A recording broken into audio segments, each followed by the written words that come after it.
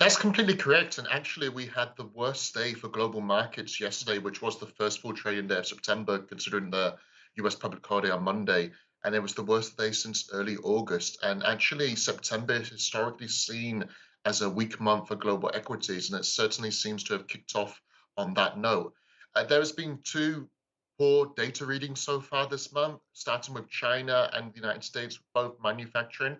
In China, we had the sixth month of straight decline and the fourth month of contraction. Now, contraction is where that number comes below 50. 50 is the line in the sand separating growth. If you're above 50 and below 50 is contraction, considering that China is the largest manufacturing country of the world. That set off a note that global momentum is really starting on a weak note for this month.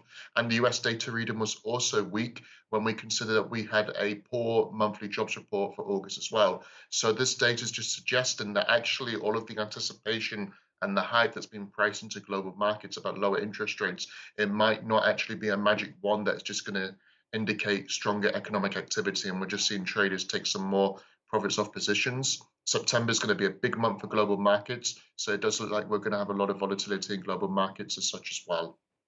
And oil prices have tumbled close to 5%. Tell us about that. That sell-off is somewhat indicative of the weak momentum for global markets. We have to consider that oil is actually a commodity that relies on risk sentiment as well as supply and demand. So when you've had weak economic data, it suggests that demand for the commodity will not be as high.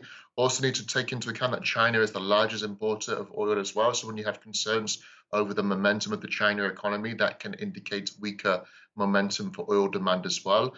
What's also happening behind the scenes is we're seeing some of those headlines about Libya and the potential supply production issues from last week are starting to ease this week. That's also encouraging some profits to be taken from positions. And I do think that we're going to have a lot more volatility in the oil markets as well over the rest of this trading week for as long as global markets remain a little bit volatile.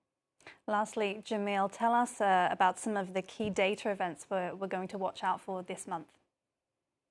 So starting with this Friday, we've got the latest monthly jobs report from the United States, the non-farm payroll. Again, it was last month that we actually had a lot of concerns that the wheels might be falling off the US economy that's been so resilient and robust since early 2023.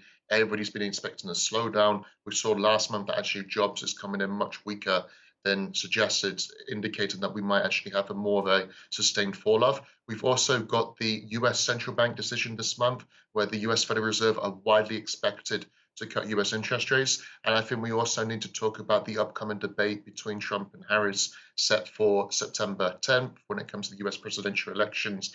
Again, that could kick off what 2025 might bring for the world economy. So that's also a big event that we need to monitor as well.